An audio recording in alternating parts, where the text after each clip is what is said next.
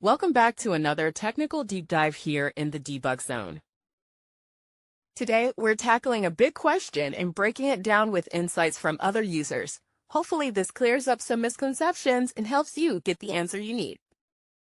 So, buckle up, stay a little curious, and let's jump right in.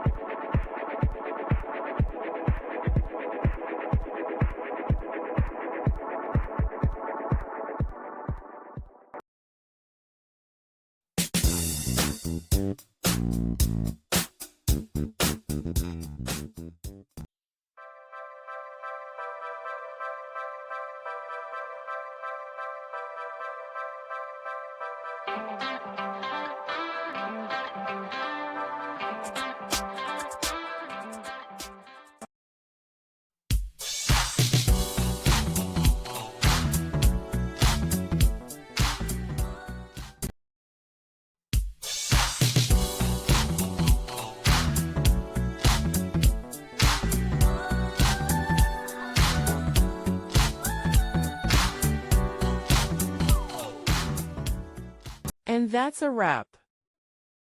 I hope you found the answer you were looking for. If you did, take a second to hit that subscribe button. It really helps out.